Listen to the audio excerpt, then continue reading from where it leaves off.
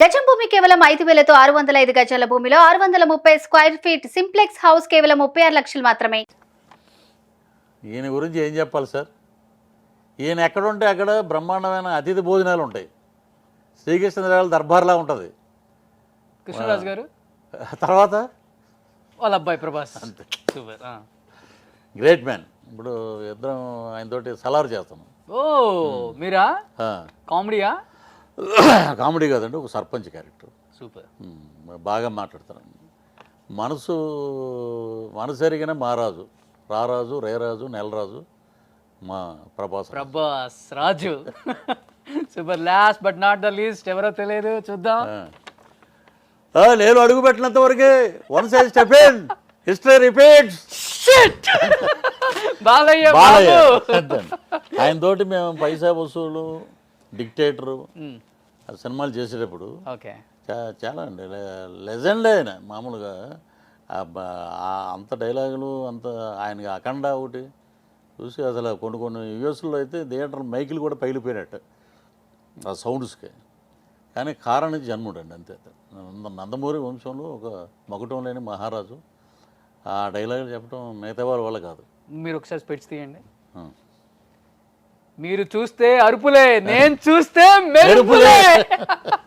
అలాగా ఆయన అద్భుతం అండి. చాలా బాగా మాట్లాడతారు. ఎక్కువ వేరే టాపిక్స్ ఉండవు. Is down to earth. Okay. ఆయన షూటింగ్ ఉన్నప్పుడు వాళ్ళ నాన్నగారి పాటలు, వాళ్ళ నాన్నగారి గురించి, ఆరోగ్యంగా ఉండండి, ఈ డ్రై ఫ్రూట్స్ తినండి, డైలాగు ఆ డైలాగ్ బాగా చెప్పావు, దీంట్లో బాగా చెప్పావు అని చాలా సరదాగా ఉంటారు. Lovable hero. Yeah super. అందరికి ఇష్టమైన హీరో.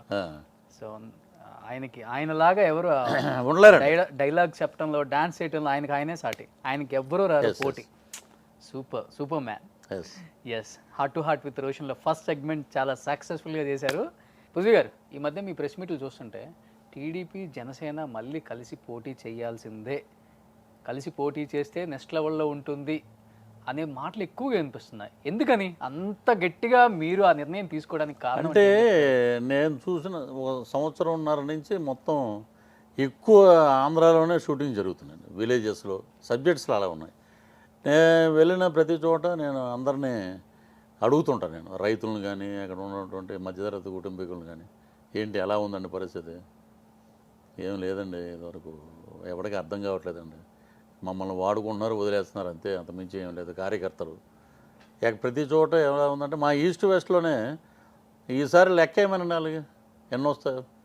ఇప్పుడు పీకే సర్వేలు, గివికే సర్వేలు ఇప్పుడు పనిచేయండి. ఇప్పుడు మీరు గట్టిగా సునామీ అనుకుందాం మనం, అప్పుడు 151 వచ్చినాయి కదా వీళ్ళకి.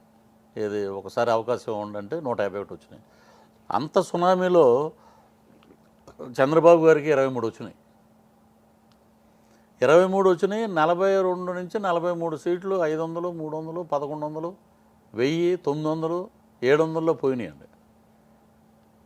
అప్పుడు వీళ్ళు అసలు అధికారంలో రావటం కారణం కూడా జనసేనే. జనసేన ఓటింగ్ చాలా వరకు ఓటింగ్ ఇటు వచ్చింది కదండి. 2014లో జనసేన లేకపోతే ఇటు గవర్నమెంట్ వచ్చేదండి. అప్పుడు కూడా మా యొక్క పాత్ర ఉంది దాంట్లో.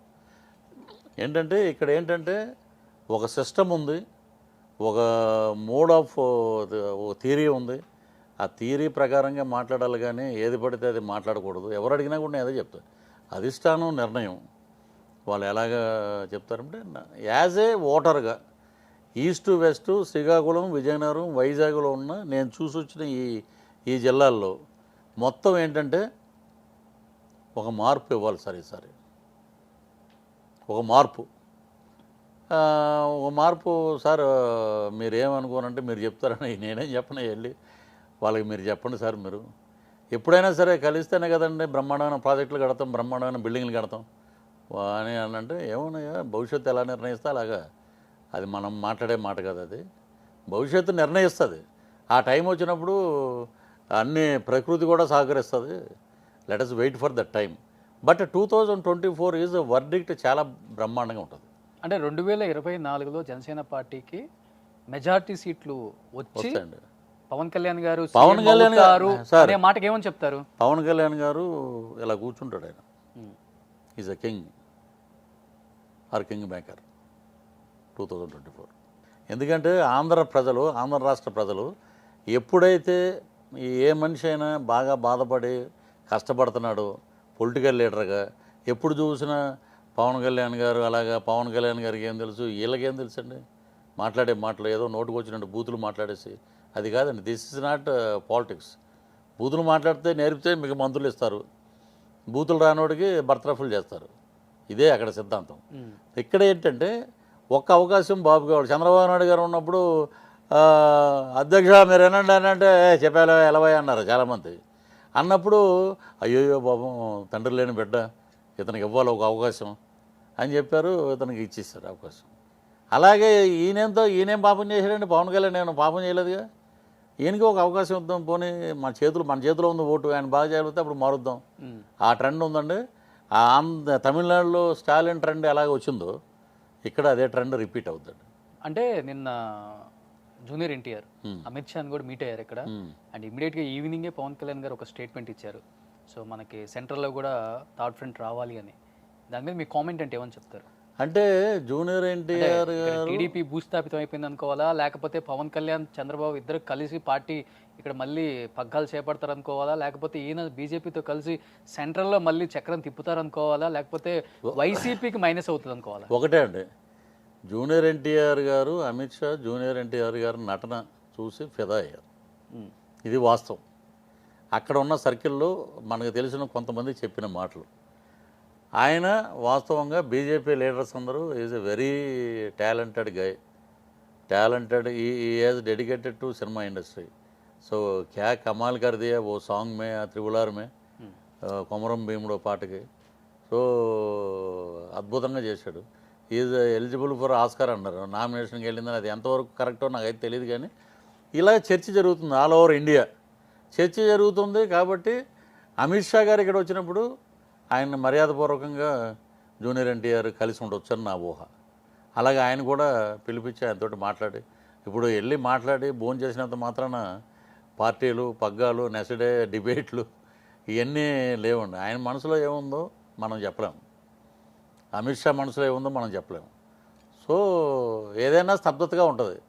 ఇవన్నీ ఏంటంటే ఒక గొప్ప పరిణామానికి నాంది 2024. అంటే పవన్ కళ్యాణ్ ఎన్టీఆర్ కలవబోతున్నారా, పవన్ కళ్యాణ్ చంద్రబాబు కలవబోతున్నారా? ఎలాగైనా వేయండి మీరు, రోషన్ గారు మీరు ఎలాగైనా అలాగే మీరు కాంబినేషన్ చేయండి. అంటే ఇవన్నీ కాదండి, ఆయన వెళ్ళి త్రిబులార్ మే బహుత్ అచ్చా యాక్టింగ్ చేయాలి ఫైనల్గా నేను చెప్పేది. బట్ రామ్ చరణ్ కూడా యాక్ట్ చేశాడు కదా, యాక్ట్ చేశారు. మరి ఈయన పిలిచారు, మరి ఆయన రామ్ చరణ్ గారు మరి అటు ఎందుకు వెళ్ళలేదు మనకు తెలియదు. ఆయనే వెళ్ళొచ్చు, రాజమౌళి గారు కూడా వెళ్ళొచ్చు.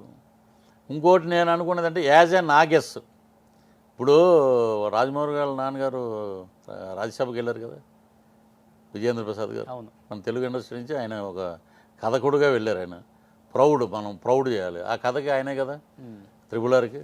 అలాగే వెళ్ళొచ్చు. आपका हीरो को हम देखना है, हम హైదరాబాద్ మే హై, థోడా మిలాయియే అనొచ్చు. అది మనం హాండ్గా ఫీల్ అవ్వాలి. అమిత్ షా లాంటి వాడికి కలవాలంటే సీఎంలకే దొరకదు అపాయింట్మెంట్. అలాంటిది జూనియర్ ఎన్టీఆర్ గారికి వచ్చిందంటే మనం ఒక తెలుగువాడిగా మనం అందరం గర్వపడాలి. పార్టీలకు అతీతంగా మనం గర్వపడాలి. It's a honour to junior NTR. So 2024 Pawan Kalyan and Chiranjeevi గారు కలిసి ఇంకా ఒకటే ఇది మళ్ళీ మీరు చెప్పారు. అసలు అదేంటంటే తీయటి పాయసం లాంటి మాట. పెద్ద ఆయన చిరంజీవి గారు, మెగాస్టార్ గారు వచ్చి ఇటు కలిస్తే అన్నట్టు మీ మాట నిజంగా తదాస్తు దేవతలు ఉన్నాయంటే ఇంకా అసలు గేమ్ లేదండి. ఇంకా అసలు నేను వెళ్ళి పక్కన జనసేన జెండా పట్టుకున్నా ఎమ్మెల్యే అండి నేను, అంతే సార్. ఇదే మాట అప్పుడు కూడా అన్నారు సార్. అప్పుడు ఇలా అనలేదు నేను, అప్పుడు ఇలా మాట్లాడలేదు నేను. అవన్నీ చిప్పు లేనప్పుడు దొబ్బినప్పుడు మాటలు అవి. ఇది చిప్పు, మంచి చిప్పు ఇది. చిప్ అంటే హ్యూమన్ వాల్యూస్ ఉన్న చిప్ అండి. ఓకే, హ్యూమన్ వాల్యూ కలిగిన చిప్ వేసుకున్న పృథ్వీరాజ్ రీసెంట్గా ఒక స్టేట్మెంట్ నేను చూశాను.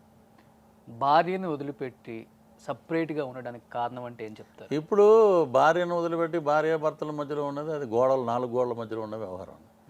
అది మీడియాకి అనవసరం. మీడియాకి అనవసరం అన్నప్పుడు మీరు మీడియా ముందుకు ఎందుకు చెప్పారు? అది మీడియాకి ఎందుకు చెప్పారు? భార్యను వదిలిపెట్టి అన్నట్టుగా నేను చెప్పలేదు. నేను ఏదో ఇప్పుడు ఎవరో అడిగారు క్వశ్చన్, ఏమంటే వాట్ అబౌట్ ఫ్యామిలీ అంటే don't ask my family, there is one case is going on. So many years అయింది. Now it is 8th year. అక్కడ జడ్జికి దగ్గర ఉంది అది. దాన్ని వదిలిపెట్టి వెళ్ళాడంటే వాళ్ళకి ఏం ప్రాబ్లమ్స్ వచ్చినా అది తెలుసుకోవాలిగా అందరూ. దానికి ఒక చెలవలు పలవలు అన్నీ అల్లుతారు. అల్లొద్దు అంట నేను. ప్రతి ఒక్కడు కొంపలో ఉండేవి ఇవి. అంతే. పృథ్వీరాజ్ బంధువులు నమ్మడండి. అలాగని అందరి బంధువులు కాదు, పీడించే బంధువులు నమ్మడు. ఎప్పుడు డెబిట్ కార్డు స్వైప్ చేసే బంధువులు అంటే నాకు ఇష్టం ఉండదు. అందుకే నేను పెట్ డాగ్స్ని పెంచుకుంటున్నాను. చాలా ఇంటర్వ్యూలు చెప్పి. ఎంత పోగొట్టుకున్నారు బంధువులు నమ్ముకొని? చాలా పోయిందండి. ఒక గుంటూరులో ఒక మిత్రుడు ఉన్నాడు. కరోనా టైంలో నేను కొన్ని లక్షలు ఇచ్చా, ఎగ్గొట్టాడు. ఏం చేయాలండి? ఇంకా ఇలా చాలామంది నాశనం చేశారు. మేమైతే ఎవరి దగ్గర డబ్బులు తీసుకోవాలి.